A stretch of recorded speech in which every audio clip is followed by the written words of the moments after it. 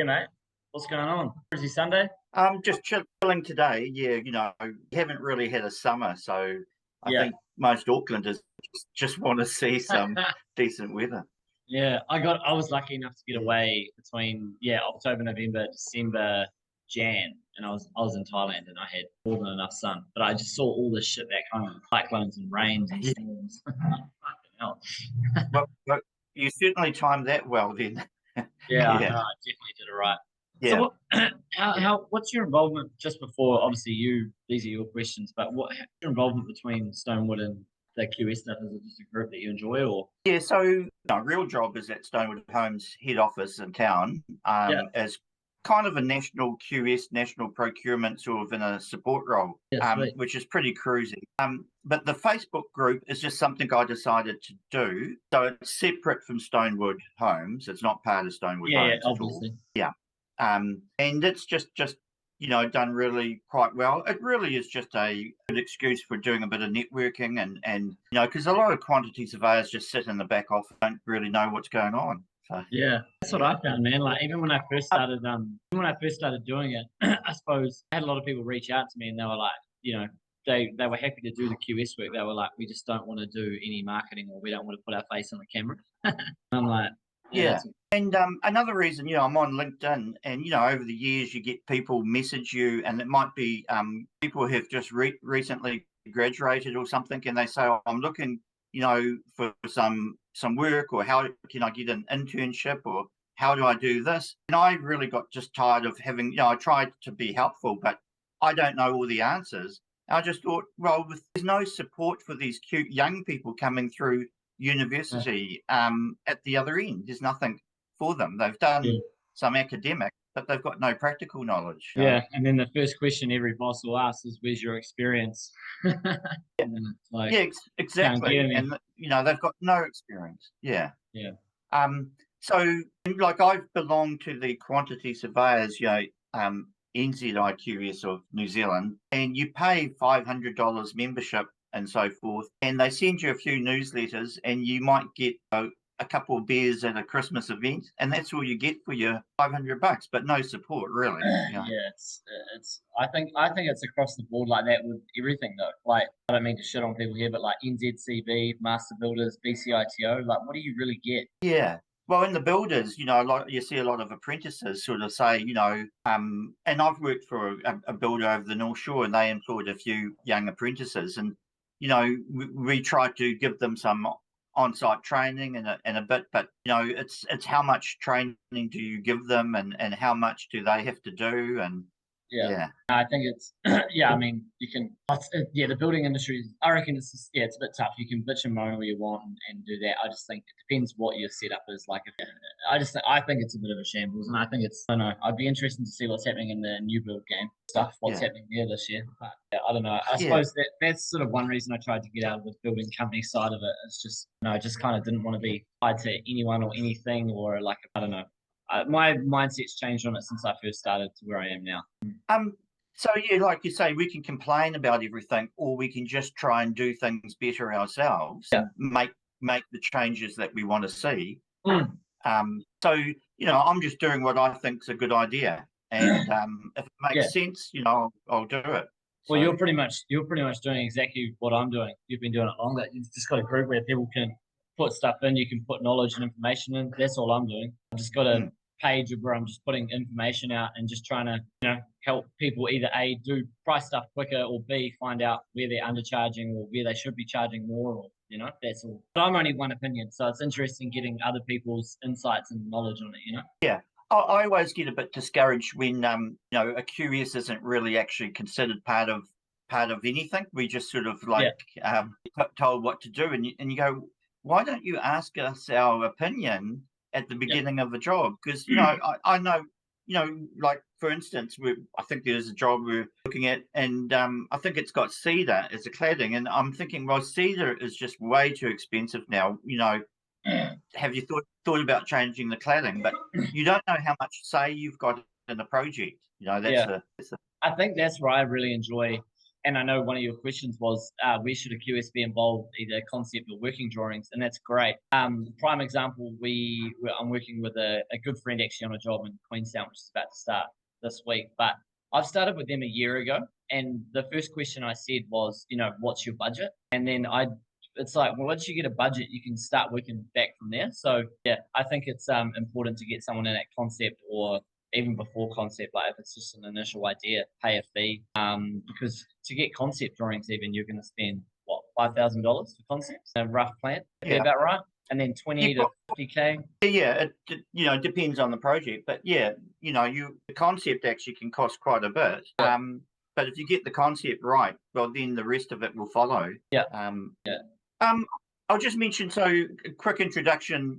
We don't know each other very well, so I've pretty much been in the building industry, all my life. I started off making trusses in a pre-nail factory, and then just did some pre-cut drafting with the old-fashioned ink pen and a drawing board, and then just estimating. I don't have any super high qualifications, so I'm just basically experienced. So, and I've just done quantity surveying I've worked for estimating, for merchants and builders and so forth over the years, and a lot of frame and truss experience, price and frame and truss and that sort of thing. But yeah, nothing too academic, just practical, and nothing special. Yeah. And I'll just mention my partner Angel. So what we're thinking of doing is doing podcasts or interviews like this together. Like normally I would try and get her involved. Previously, she used to be a journalist and work as an editor for a business magazine. But in the last 2 years or so, she went out she's always wanted to write, and she's actually she's an independent author.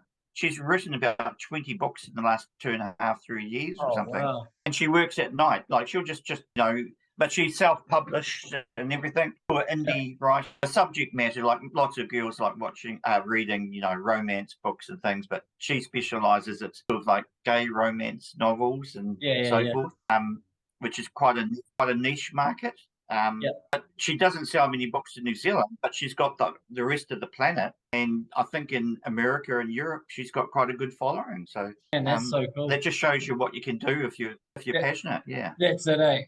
Even on that, it's like I look at how big the QS market is in New Zealand. Now I'm like, well, I've started doing keyword searches on what we could do about overseas. I'd love to expand overseas. 100% to be so good. So just at Stonewood Homes, we're rolling out some new software, which is from a company in Whangarei based, Utexture, and it is 3D virtual sort of. You draw up a plan, on the software. It will show it in 3D picture, but it's actually automatically estimating it. It's got the bill of materials, everything built into it. So it's kind of doing the estimating QS job. Yeah. But it's still in the milestones. You still need a QS to go through and validate everything. Yeah. But if you use that, it's mainly good for group home builders. But you literally can do, you can make changes to a plan by shifting walls, changing the roof, and it's doing it instantly. So it's pretty cool, technology. Do you think in the short term interim with softwares like that, architects and designers and QSs will combine, and one person can do it all if they have built-in rates? Yeah, potentially, but really though, if you load it full of rubbish, it's going to print out rubbish. You have to know, so even for us, we've spent 1.5 years trying to build up the software with what we need. So you need someone who can do the data entry properly, and then you need a QS to guide them. And I still think and part of the process is that you still have a salesperson selling the home, you have a QS checking the price. And in some ways, it actually does away with that concept architect. For you could actually provide in your service a concept plan. So it actually gives you, as a QS, an extra string in your bow if you have the software. 100%. We'll probably have to chat in more detail about that. Absolutely. Yeah, so I can introduce you to the right person at this company, and they will give you a demo and everything. Obviously, for there's a fairly high monthly fee to have it. Yeah. No, that's all good. But to produce a plan I've always love to have been able to do that, to actually provide a plan, like draw a plan and then price it. Yeah. So this does, yeah, we can talk about that next time. Yeah, mate. One thing I had a conversation, I broke down a job for a guy in Wellington the other day. It was just a renovation. And he said to him, I really like how you've done your info. Obviously, when I break out like labor, I'll go right down to the detail, like foundations from set out to box up, mesh, pour, strip, back to framing, set out, bang, bang, bang. So I go into extreme detail, but I thought it'd be so cool if I could somehow put in, like, do like a Loom video attached to the QS report. And then it's like explaining, because obviously, with any project, there's 10 ways to do it. And all I'm doing is using my somewhat building knowledge or my building background knowledge to price it the way I think it should be done. So it's very, I can get 70 or 80% of the way there, but then anyone can make their chops and changes. But I was thinking of a way of like reporting my information is with like a video as well, to be like, this is what we've done here. This zone is tricky, zone 3, easy. Yeah. Because I just like having jargon-free reports. So with the software that we're launching to our franchisees, a lot of them don't know much about it, but UTexture, the company, came up with like video training and everything, but it's just so complicated, no one could spend the time. We're coming up with like snippet of like 2-minute or 3-minute videos of how to do things. So that would be handy for you, just to do a 2-minute video of a certain cost center. Yeah. Absolutely. No, that'd be cool. So should we start kicking off? It's getting to 10:30. Yeah, mate, let's do it. Yeah. Go through it. Easy. I'll just do a quick introduction, like as per that script, and then we'll just go from there. Bring up my script. Alrighty, let's start now. Right. Good morning and welcome everyone to another episode from Hungry Heart. We want to find out what makes ordinary people passionate about what they do, what drives them to get up and go to work each day. Today's episode is presented by Quantity Surveyors of New Zealand, and my name is Dennis. And I also normally would have Angel here on my shoulder. You can't see her at the moment. Who knows, she might be here next time. Today we have our spotlight on David Baker from RapidQS. So now let's meet our friendly QS. So welcome, David. Can you just give us a brief outline of your career to date? Mate, awesome. Thanks very much for having me here. It's cool. Yes, I pretty much just did your whole sort of building background thing from high school. I have a twin brother, and a headmaster at Newfoundland always said, we didn't know what we wanted to do when we finished. And he said, if one of you go and be a plumber and one go be a builder, I think you guys will be just fine. So me and Mike just did the old paper, scissors, rock. And I landed on building. He landed on plumbing. So that's kind of how it worked out. We sort of did our training between Palmy and Wanganui. Just did our apprenticeship. It was just, renovation stuff, new build stuff. I think it took 4 years. I boosted overseas for a little bit, went and played some tennis overseas, traveled. Pretty much came back to Queenstown and started up a building company with a good friend from Wanganui. And we got a contract at Dominion to build 5 Mile Kmart. So we were doing all the precast panels. We were on a pretty risk-free contract there for the first year, which is charge up. So we just had us who pretty much knew how to build the panels, and we had 10 backpackers helping us. Very quickly realized how dog-eat-dog commercial is, and they pretty much forced us into a fixed price contract to build the next lot of panels. That didn't go too well, so we kind of split up and went our separate ways. Pretty much for the next 4 years, I just got stuck right into hotel maintenance work, small renovations, bathroom renovations under 30K, lots of decks, lots of reclads, little stuff like that. So I think where I got my pricing knowledge is obviously I went straight from just being on the tools to kind of quickly had 8 to 10 guys on charge up on different jobs. I'd say 1 in every 3 jobs we were pricing them. So I was not making good money at that stage because I didn't know how to price, but I suppose I was pricing a shit ton of work. There was no real secret, or I didn't take a course or didn't reach out to anyone how to price. I think I slowly just started building out my spreadsheets over the years. And then by the time I got to year 4, I easily must have priced over 5,000 jobs, just from tiny $5,000 jobs all the way up to $1 million houses. We didn't win any of those because my pricing was probably so out of sync. But I knew we were making money in maintenance. So kept doing that. And then it was pretty much 1.5 years ago where I kind of managed to get out of the building side of the business, handed it over to a friend on a 70-30 profit share model, and then I started RapidQS. So it was pretty much during COVID. Just had nothing to do and just started reaching out to companies and seeing if there's some price work. So there's obviously a much longer version to that, but that's kind of the short story of 5 years, essentially. Yes, the last few years with COVID, everyone has had to have a bit of a rethink. It's, if we can look at the positives out of COVID, it's made us look at life a bit differently. And, Yeah. what else can we do?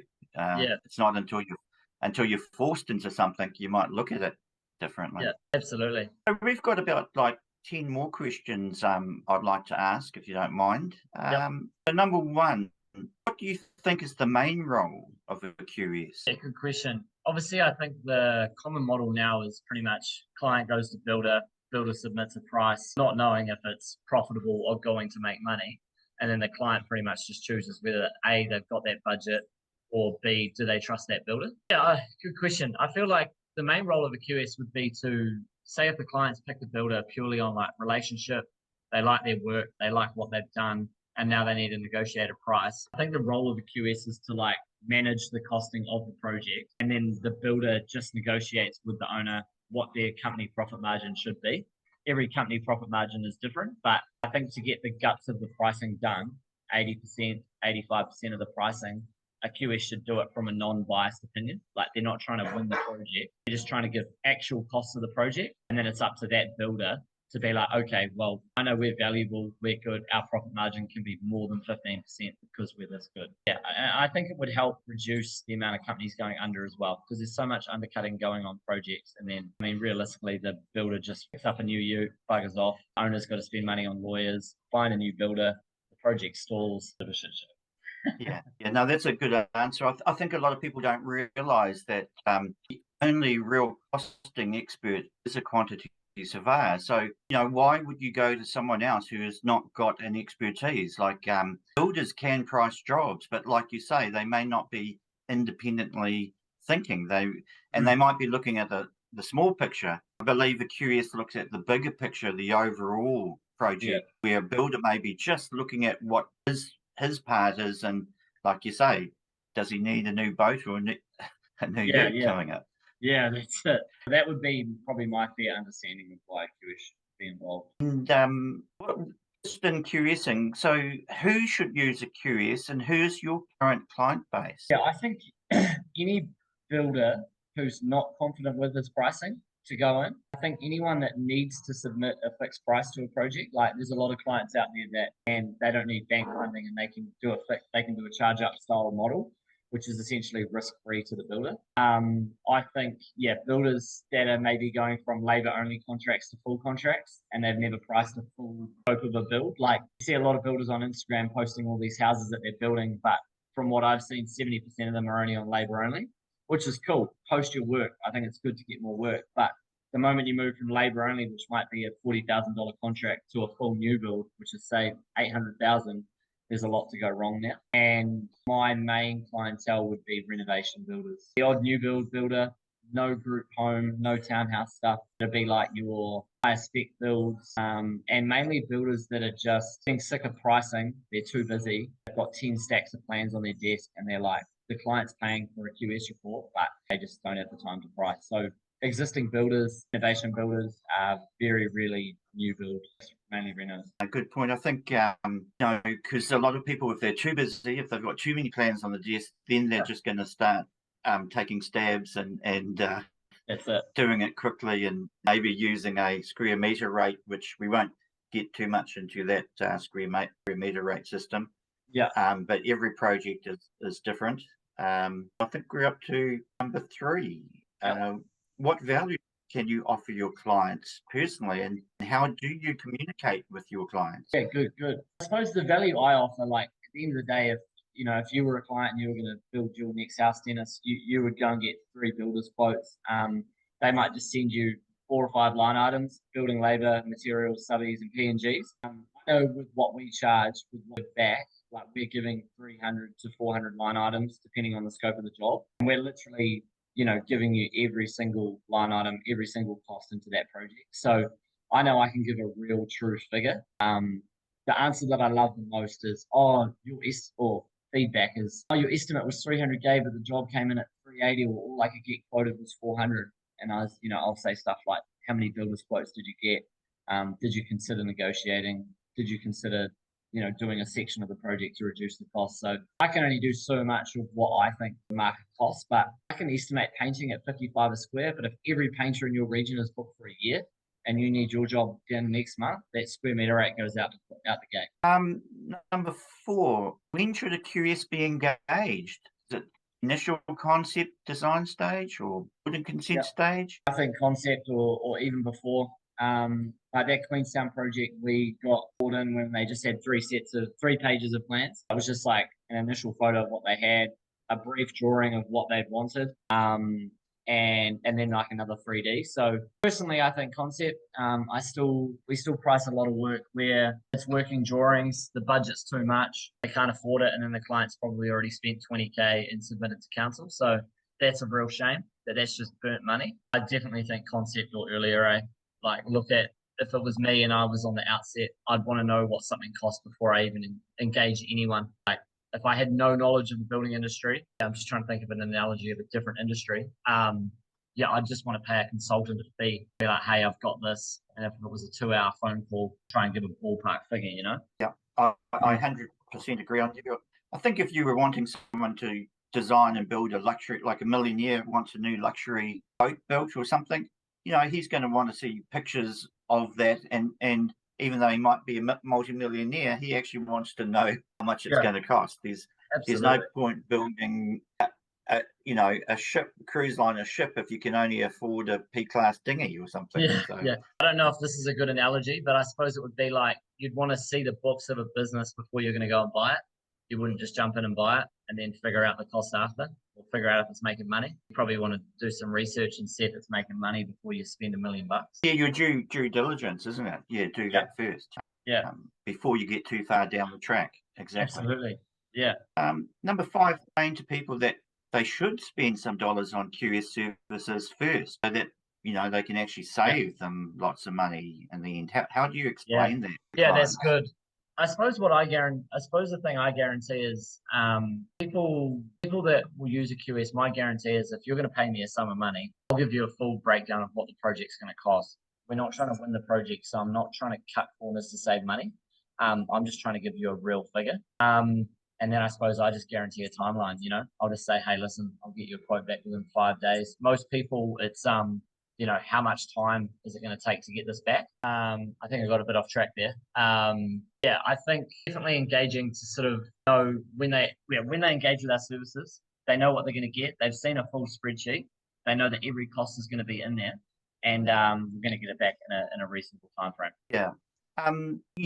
It's not an easy subject because people don't really look too closely at these things when they should do. But I believe that having the right advice and someone that actually guides you in the right direction, and make or break a project. How often do we see in New Zealand houses that people start to build?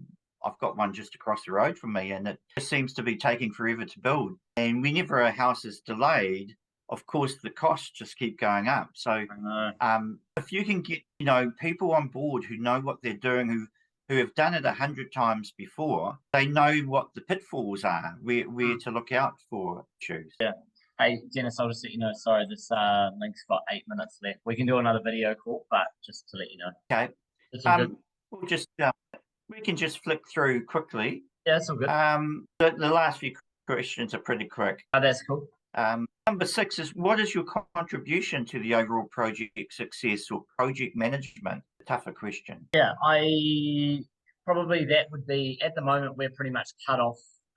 Like a builder will come to us, send the price back to the client, and then we're pretty much done there. But I can definitely see us moving more in the realm, if we get into bigger scale projects, to doing like weekly check-ins or fortnightly check-ins of where the costs are on the project. So yeah, right now it kind of stops. We'll provide a ballpark estimate, get you to 75, 80%, depending where the plans are at and what the value of the job is. But we don't get involved in any management or cost helpings, but that's something that I would look at getting into with like business expansion, probably maybe in the next 12 to 24 months. Some general questions now. Number 7, what are your hobbies? What do you like to do outside of work? Yeah. I love this QS stuff. I really love just being able to open my computer and price some jobs. I'm a big tennis fanatic. Got a 3 month tour booked in Europe this year, starting on the 30th of May. I'll go play like throughout France, Italy, Greece, Germany. So I'll just move around 1 week, new location. So right now, Wow. a lot of fitness, no junk food, a lot of running, a lot of tennis. I'm not a pro or anything. I just love. If I had to Wow. Yeah. itemize my top three, it would be my work and my career. I take that pretty seriously. Tennis and travel, mate. And if there's a beach, sign me up. Awesome. Well, Yeah, mate. Andy Murray is still doing tennis after an artificial hip replacement, so See, he's an inspiration. that's it, mate. Better than rugby. That's what I found. What is your favorite movie? Now I saw Creed 3 last weekend, the boxing one. I love boxing movies, eh? So the Creeds have been pretty good. I like Creed. Good movie. What is the one thing that most people do not know about you in general? Good question, eh? I think from what I put on my social media, they probably don't think I'm a hard worker. I think they think that I fuck around a bit, but yeah, I just put out what I want people to see. So yeah, I think they would maybe not think that I'm a hard worker, but yeah, good question actually, Yeah. Dennis. That's a tough one. That's the only one that stumped me. I've heard people say that, oh, you spend so much time social media, that means you're not doing anything real, or Yeah, if you've got time for that, how do you have time for other things? But if yeah. you're a hard worker, you make time for what you want to do. That's it. Well, like Um, for example, this video, like we'll record this and then I'll send this off to our guy who does all my social work and he'll make 15 pieces out of it. So there is time. This is work right now, but all the other stuff, yeah, like I'm paying someone to do that. So yeah, those are just yeah, haters, I think. yeah. Everything is work. Yeah, Yeah, yeah, they're haters. yeah. There's a lot around. Yeah. The more you have, the better The you're last doing. question, yeah, Yeah. good point. The last question, number 10. What is the most important life lesson you have learned so far? Yeah, don't believe anyone. For me personally, don't believe anything anyone says until they've done something. Like people in my early building days, it would be like, give me a good price on this one, and I've got work for years for you. That's a load of shit. Or if someone says, "Oh yeah, I'd love to do this," or "I'll go in and help you on this venture," until someone's got skin in the game, they're full of shit. And yeah, don't believe people that say they can give more than actions speak louder than words, probably. I just hate people that bullshit, eh? Drives me crazy. Yeah. So I've got to walk the walk and not just talk the talk I thing. know. And I can't stand that, yeah, eh? so I think we've come to the end of it. David, that was a good introduction just to begin Cool. with. We can always have another one at some stage. So Sure. thank you for your time and wish you all the best for your future. So just lastly, is if someone wants to connect with you, whether Yep. it's to engage in your services or just to catch up over a coffee or a beer, how Yep. should they get in touch? I think just go on Instagram, RapidQS NZ, look us up there. And before you think about using our services, just go through our Instagram, make sure we're providing enough knowledge, feedback. Go on our website, www.rapidqs.net. Have a look at our pricing structure page, work out roughly what you think your project will cost before you approach me. And then we can cut all that small talk out. So yeah, Instagram, Gmail, website, we reply super fast. We're everywhere. Yeah, mate. Have Yeah. to be. Have to be. Okay, thank you, David. Cool, mate. Cheers for that. Thank you very We'll much, see you Dennis. next time. Appreciate your time. Thank you.